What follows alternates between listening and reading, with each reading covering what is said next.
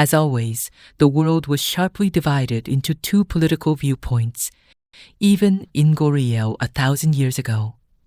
Beneath Goryeo's sky, there was a genius who passed the state examination at the age of 15, and his name was Yi Myung-sin. However, he abandoned his desire for office and returned to his hometown, living quietly as an idler. It was a few days before Yi Myung-sin's teacher disappeared from his thatched house. Yi Myung-sin and his teacher, Park Myung-soo, were sitting on the porch of the thatched house, playing baduk. Ha ha ha, you rascal. Your go strategy is always so rigid. Learn to see the world with a bit more flexibility. For the greater good, one must know how to take a detour. Master, there is only one path, and only one principle. If one gets used to detours, one will eventually lose sight of the destination. You stubborn fellow, is that all that comes from your brilliant mind? With the very foundation of the nation shaking, is it truly right to let your talents rot away? Politics are for those like you, Master. A man like me, who only adheres to principles, is merely a noisy cougher.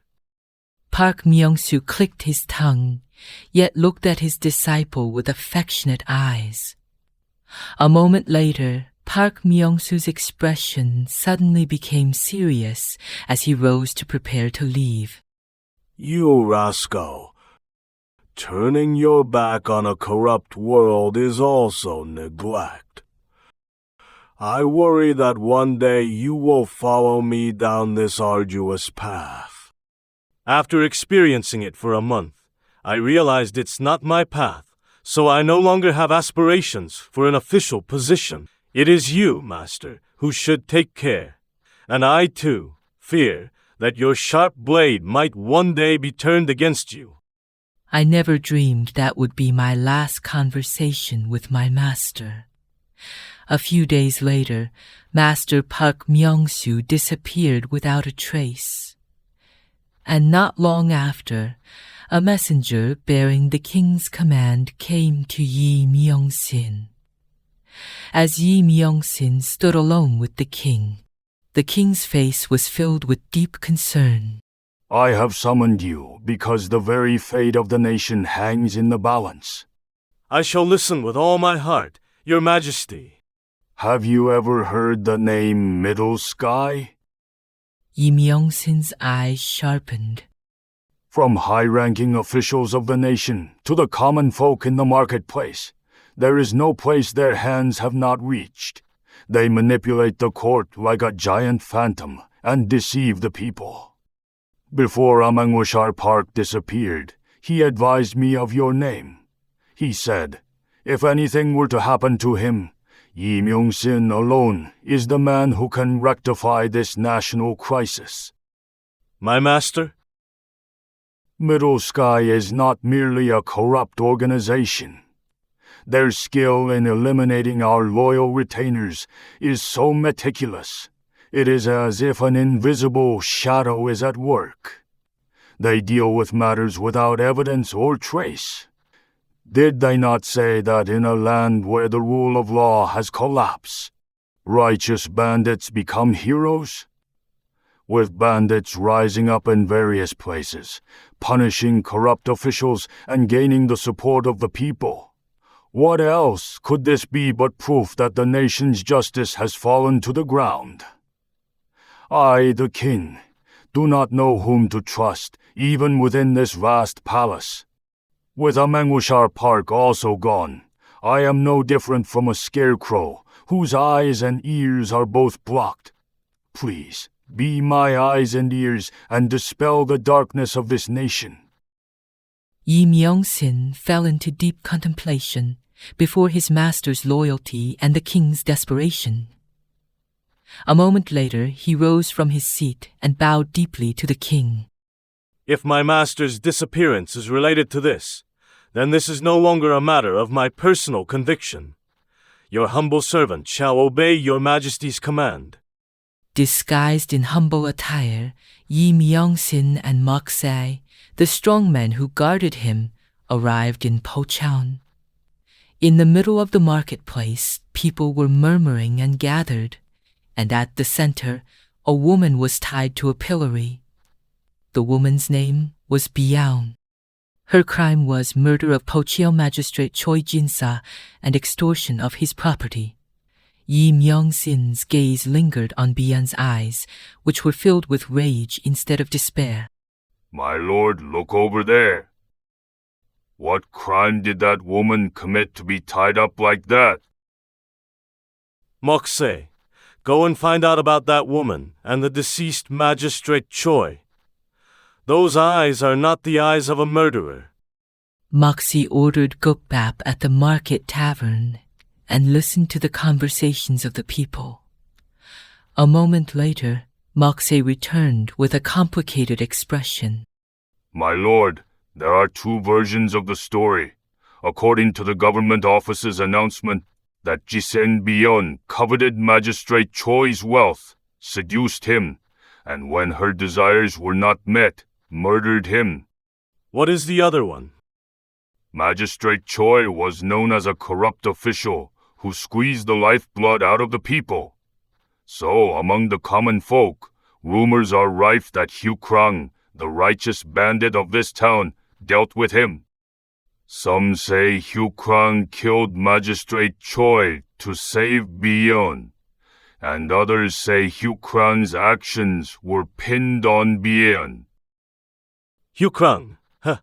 He must be the righteous bandit His Majesty spoke of. Things have become complicated.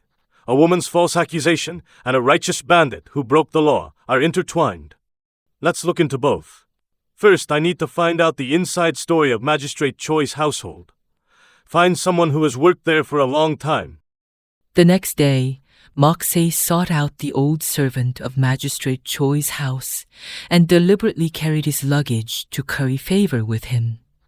Eventually, the servant, emboldened by alcohol, confessed everything. He learned that Magistrate Choi had written a will to donate all his property to society, and his son, knowing this, strongly opposed it. The son burned the will. Then the motive for murder is sufficient. Now, let's find out about Hugh Krang. Go find the others he allegedly attacked. Based on the information Moxie gathered, Yi Myung-sin spent the night digging into the corruption of other officials who had been targeted by Hugh Krang, and he discovered that they were all henchmen of Middle Sky, colluding with Magistrate Choi. At the same time, he personally visited the poor village where the wealth plundered by Hugh Krang had flowed. Where did this grain come from? Heaven helped us. Thanks to the grain sent by Hugh Krang Nim a few days ago, the village children narrowly escaped starvation. My lord, Hugh Krang Nim is not a bandit, but someone who saves common people like us. Returning to the thatched house, Yi Myung-sin fell into deep contemplation. My lord, that man Hugh Krang really seems to be a righteous bandit. One who breaks the law and harms others privately cannot be called righteous. If the law crumbles, the world will only fall into chaos. But my lord, that law was starving those people. If it weren't for Hugh Krang, they all would have starved to death. Yi Myung-sin could not respond to Moxie's words. At that moment, all the pieces in his mind clicked into place. I see. Everything is clear now. The culprit is neither Lady Bion nor Hugh Krang. The next day, Yi Myung-sin entered the government office and immediately pulled out his mapai. Amenashar here. I command an immediate reinvestigation into Magistrate Choi's murder case. An interrogation site was immediately set up in the government office courtyard. The Magistrate Choi, pale with fright, and his son, looking uneasy, were dragged out, and Bion too was released from the pillory and stood before them. Hello, Amengushar Nim. The culprit is that cunning girl. No, the culprit is you. You murdered your father when you were in danger of losing your inheritance due to the will he wrote. Is that not right? Lies without evidence. Yi Myung-sin's voice filled the courtyard. You did not merely kill your father. You tried to pin your crime on two people. One is Lady Bion, who rejected your vile desires, and the other is Hugh Krang, the righteous bandit who threatened your corruption. You skillfully mimicked Hugh Krang's methods to murder your father, then intentionally left Lady Bion's belongings at the scene. You are an unfilial wretch, unparalleled in this world, who used the nation's law to eliminate two of your adversaries at once. At Yi Myung-sin's piercing rebuke, which saw through everything, the son's face turned white. Evidence? The silk shoes you are wearing on your feet are the evidence. I have confirmed that the mud you hastily left while escaping is identical to the silk shoe print found in your father's room. Magistrate Choi's son looked down at his feet, then collapsed on the spot, confessing everything. The crime of the magistrate, who had received bribes from him, was also exposed to the world. The night the case was resolved, Yi Myung-sin stood alone by the river. Just then Hugh Krang, wearing a mask, appeared silently behind him. Thanks to you, I am cleared of the false accusation. Thank you, Ameng Wosharnim. I merely enforce the law. You are also one who must face the judgment of the law. You serve the law, and I serve hungry bellies. Perhaps we are fighting for the same thing. Our paths cannot be the same. One day, my law will also come for you. I look forward to that day. I hope that on that day, your law will have created a world where people like me are no longer needed. Hugh Krang vanished into the darkness like the wind. Meanwhile, Yi Myung-sin looked at Bion with complicated feelings. He knew that Bion had received assassin training from the same master as Hugh Krang since childhood, and possessed the ability to subdue most men in an instant. If so, he couldn't help but wonder why Bion had been tied to the pillory, and why she had been caught so easily. She seemed to have orchestrated this entire situation herself, acting as if she had intended to join Yi Myung-sin's party from the beginning. The next morning, Yi Myung-sin's party prepared to leave the village. Bion appeared before them and bowed deeply. Thank you for your grace, Ameng Wosharnim. Please let me use this life for you, Ameng Wosharnim. Your life is your own, so now live freely. My path is only dangerous, so I cannot involve innocent people and create more sacrifices. Yi Myung-sin spoke resolutely and turned to leave. Just then, Moxie quickly blocked his path. My lord, please wait a moment.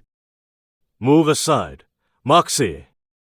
My lord, why would you send away such a valuable talent? Didn't you see? That woman, we merely handed her a note, yet so boldly overturned the trial. Such courage and wisdom are worth more than 100 soldiers. Her talent is too precious to draw her into a dangerous path. Is it not precisely because the path is dangerous that she's even more needed? Who knows how far Middle Sky's roots extend, and who knows where men like Hugh Krang might appear again? There is definitely information that can only be obtained through marketplace rumors and the words of women.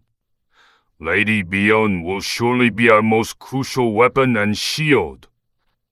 Please grant my request. At Moxie's desperate plea, Yi Myung-sin stopped. His gaze returned to Bion. He questioned her as if testing her. My path might be one that leads to death. Will you not regret it? I have already experienced death. The second life you gave me, I will gladly become your blade and wear myself out. Seeing Bion's firm resolve and Moxie's earnest gaze, Yi Myung-sin sighed deeply. It was a sign of resignation and permission.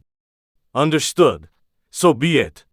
As soon as those words fell, Moxie's face brightened. He puffed out his chest and approached Bion, jesting. Listen, Lady Bion. Do you know how much effort I put into persuading my lord? My contribution to saving you be 70%. Bion let out a soft laugh, her first clear laughter. Thus, the three headed for their next destination, Tamra. As they rode, Yi Myung-sin explained their next mission to the two. Upon arriving in Tamara, we must keep an eye on Magistrate Lee, the local official. There's a clue that my master's last whereabouts are connected to him. He is known as a lecher, so approaching him won't be easy. Then I will have to enter his banquet, won't I? Getting too deeply involved is dangerous. You must create an opportunity to enter his study tonight. Bion looked intently at Yi Myung-sin with alluring eyes, and her lips curled into a smile. Don't worry, my lord. Tying one man up in a room is my specialty, isn't it? I didn't mean it that way. I am confident I can make him fall into a deep slumber all night long, unable to move a muscle.